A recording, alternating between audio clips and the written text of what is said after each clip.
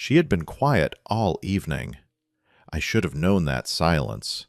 50 years of knowing Diane had taught me that her silences were never empty.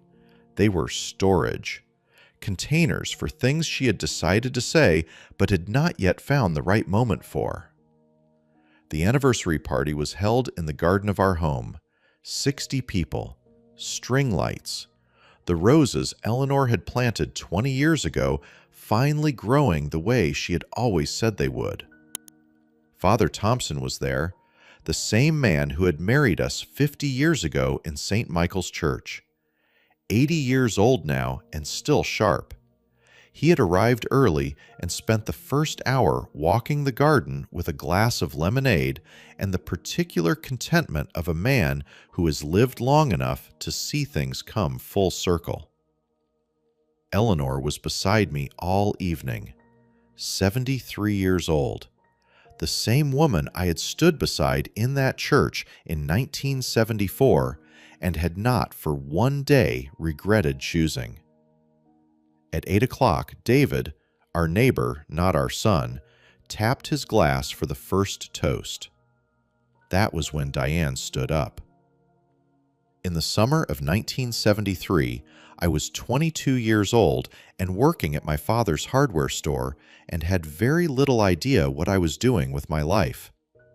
I met Diane at a church social in July. She was 21. We went to dinner once, a Tuesday evening at a small Italian restaurant on Mercer Street. It was pleasant. She laughed easily. We talked for 2 hours. I did not call her again.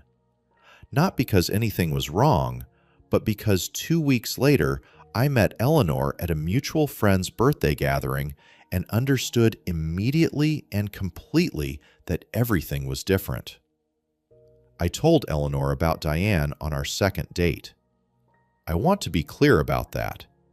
I sat across from Eleanor at that same Italian restaurant on Mercer Street. I had chosen it without thinking, which Eleanor still finds amusing, and I told her everything.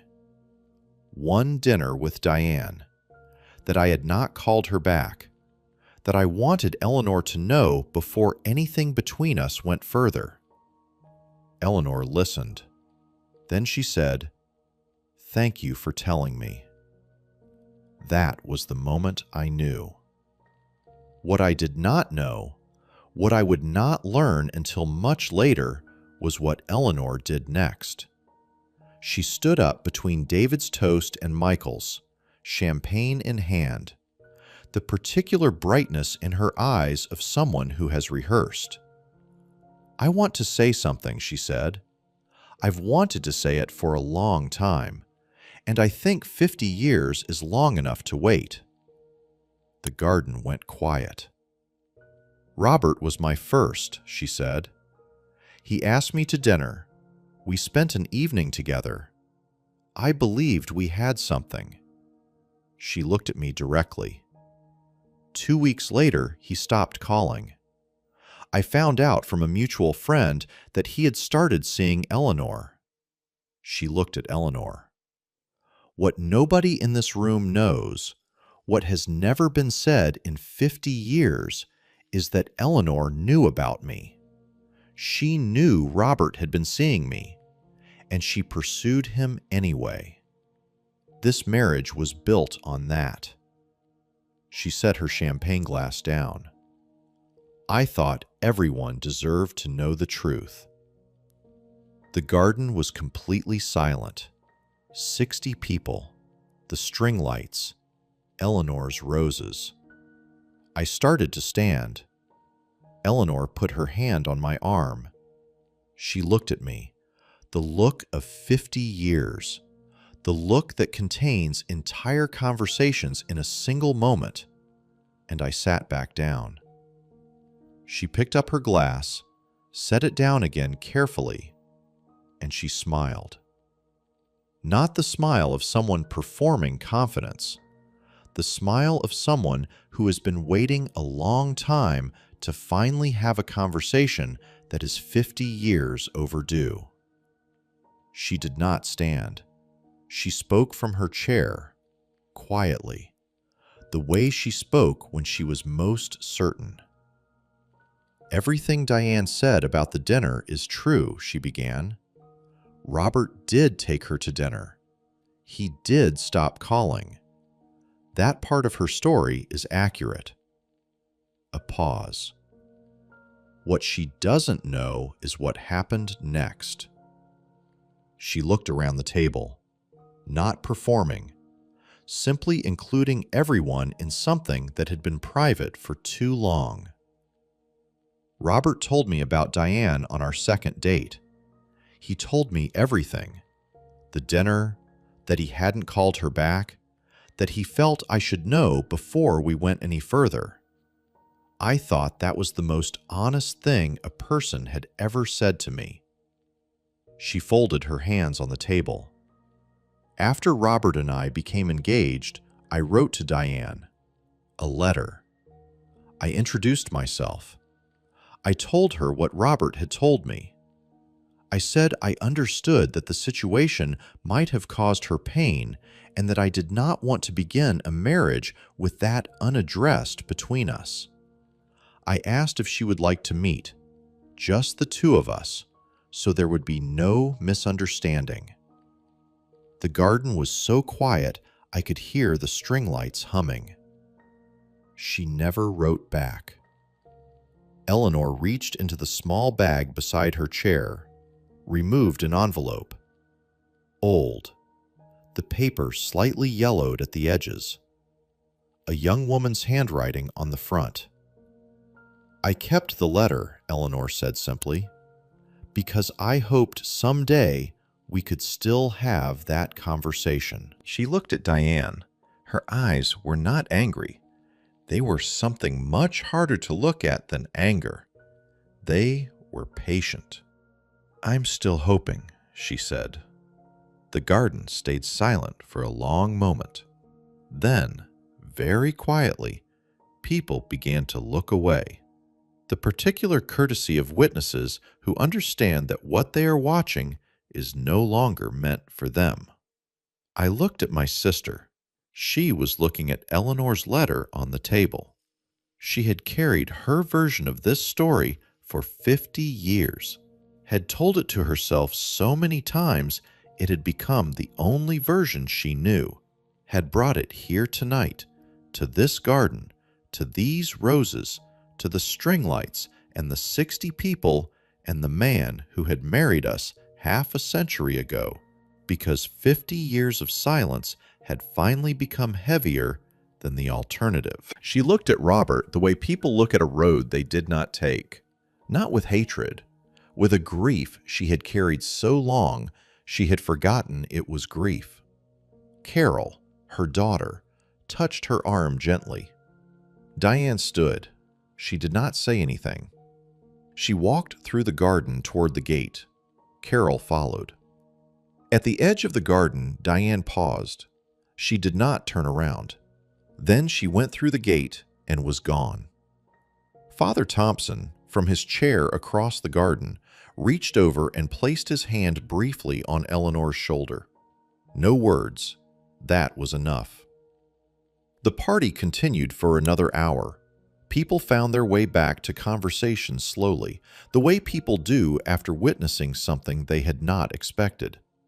Michael stayed close. Patricia, my other sister, sat very still for a long time before quietly refilling her glass. After everyone had gone, Eleanor and I sat on the front porch, the garden behind us, the string lights still on. We did not talk about Diane immediately. We talked about the party, about Father Thompson's lemonade, about the roses. Then Eleanor said, "I should have shown her the letter years ago." "You tried," I said. "I could have tried harder." I looked at my wife, 73 years old, the same woman, the same particular quality of attention she had always given to everything that mattered. "Do you regret keeping it?" I asked. She thought about that. "No," she said finally. I kept it because I believed the conversation was still possible. I still believe that. We sat on the porch until the string lights dimmed automatically at midnight. 50 years, the same porch, the same woman beside me. Over the following weeks, my phone recorded 44 missed calls, 12 from Diane. The first 3 sharp and defensive, justifications, corrections, her version restated. Then silence for several days. Then one final call she did not leave a message on. 18 from Carol, apologetic, embarrassed, genuinely kind. She came to the house once with flowers. Eleanor made tea. They sat in the kitchen for an hour. Something small began that might, over time, become something larger. 14 from Patricia, conflicted at first, then honest. On the 4th call, she told me she had known Diane was planning something that evening, had not said anything, was sorry. "You should have told me," I said. "Yes," she said, "I should have." Eleanor wrote to Diane 3 weeks after the party.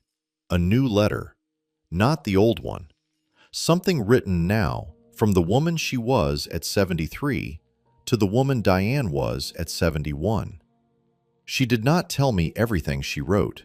She said, "I said what needed saying." Whether Diane responds, whether that conversation finally happens 50 years late, I cannot tell you yet. Some things move slowly. Some things are worth waiting for. Eleanor has always understood that better than anyone.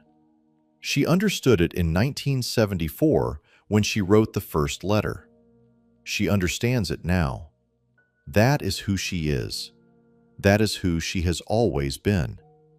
And that is why, on a Tuesday evening in the summer of 1973, at a small Italian restaurant on Mercer Street, I understood immediately and completely that everything was different. I was right. To Eleanor, 50 years, not enough, not nearly enough. Eleanor never raised her voice. She never made a scene. She never demanded an apology. She simply told the truth, the same truth she had been willing to tell for 50 years, and let it speak for itself. That is not weakness. That is the rarest kind of strength there is. If this story stayed with you, if you thought of someone in your life who loved quietly, prepared carefully, and never once needed an audience to do the right thing, then you already understand why Eleanor's story matters. Leave me one word in the comments, just one. Tell me, what did you feel when Eleanor reached into that bag? If you believe 50 years of quiet dignity is worth more than 50 years of noise, hit that like button. Share this with someone who has loved that long, or someone who is still learning how. And if you want more stories like this, real stories, about ordinary people who carried extraordinary things with grace, subscribe to Lauren's Story. Every week, every single week, we tell the stories of people who deserved better and found a way to be better themselves. Eleanor is one of them. See you in the next one.